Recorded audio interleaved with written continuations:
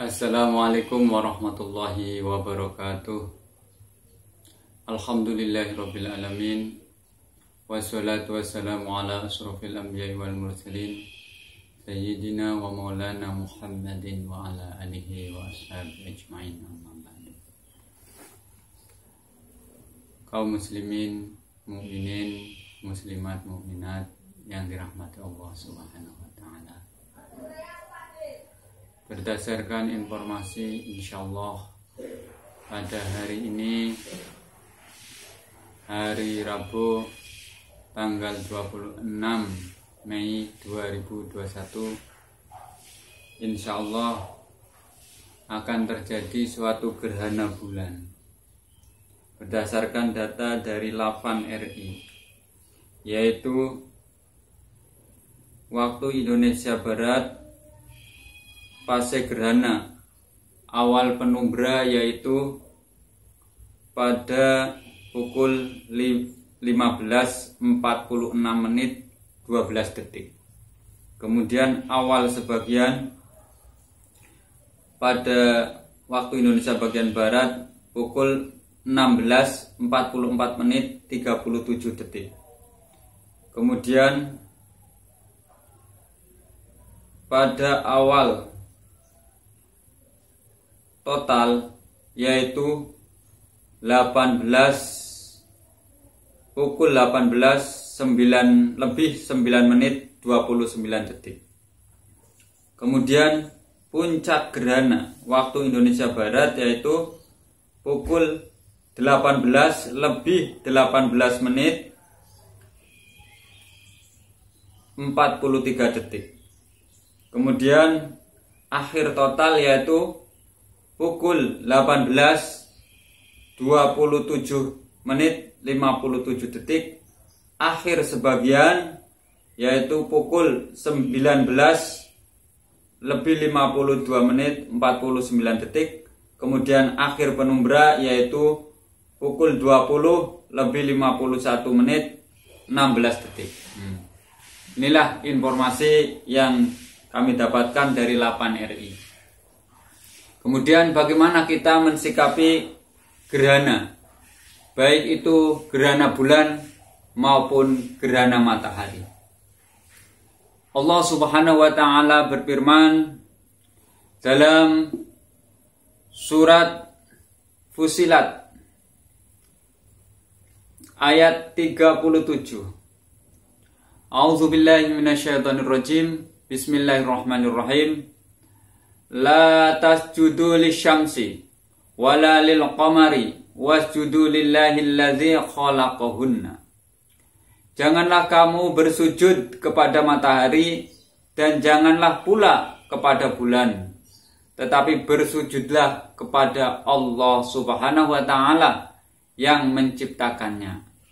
Jadi kita tetap diperintahkan oleh Allah agar kita selalu bersujud, beribadah kepada Allah Subhanahu wa taala. Artinya apa? Ketika terjadi gerhana bulan maupun gerhana matahari, kita diperintahkan oleh Allah dan juga oleh Rasulullah untuk melaksanakan sholat. Kalau gerhana bulan berarti namanya sholat khusuf qomari. Sedangkan kalau gerhana matahari itu namanya sholat khusuf syamsi.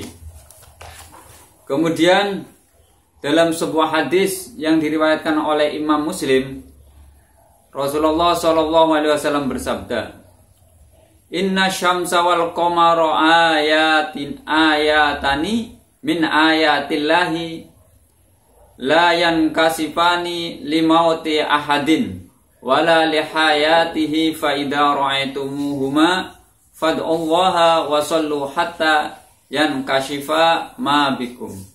Rawahu Bukhari wa Muslim.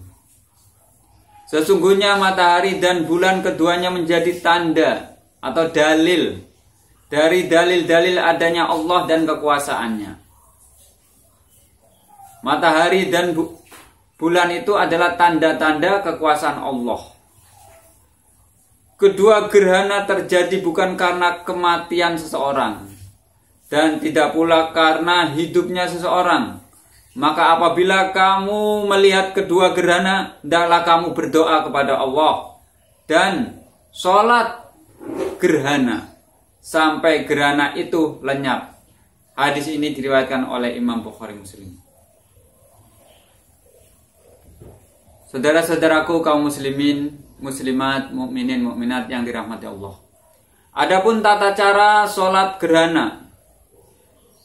Sholat gerhana ini hukumnya yaitu sunnah, tapi sangat dianjurkan oleh Rasulullah SAW atau yang dinamakan sunnah muakkadah. Sholat gerhana ini sekurang-kurangnya 2 rakaat, sebagaimana sholat yang lain. Namun ada beberapa perbedaan dalam sholat gerhana dengan sholat sunnah yang lain. Hendaklah takbir dengan niat sholat gerhana, kemudian membaca Fatihah, ruku, berdiri kembali, dan membaca Fatihah. Jadi setelah kita takbir, misalnya kita sholat gerhana bulan, niat dulu, usolli sunnatat li khusufi qamari ro'ataini.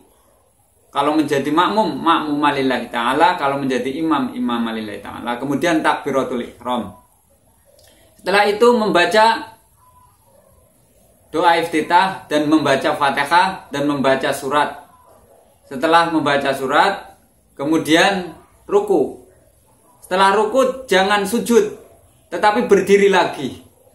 Berdiri, kemudian membaca Sami Allah liman hamidah, kemudian baca Al-Fatihah lagi. Setelah baca Al-Fatihah, kemudian baca surat lagi. Setelah baca surat, kemudian ruku. Setelah ruku, iktidal. Setelah iktidal baru sujud. Ya. Setelah sujud, duduk di antara 2 sujud, sujud lagi, berdiri lagi. Setelah berdiri lagi, yaitu baca Fatihah lagi, kemudian baca surat. Setelah baca surat, kemudian ruku. Setelah ruku, baca Sami Allah liman hamidah atau iktidal, kemudian baca Fatihah lagi. Setelah baca Fatihah, kemudian baca surat lagi, kemudian setelah itu baru sujud. Ruku, iktidal, kemudian sujud. Nah, setelah sujud baru tahiyat. Nah, setelah tahiyat baru baca salam. Jadi yaitu sholat gerhana ini yaitu dengan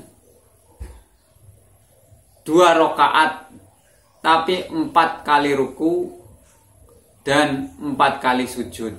Nah, ya, jadi 4 kali ruku, 4 kali sujud, tapi 2 rakaat. Nah, nanti malam insya Allah habis sholat maghrib bisa melaksanakan sholat gerhana. Demikian, mudah-mudahan bermanfaat.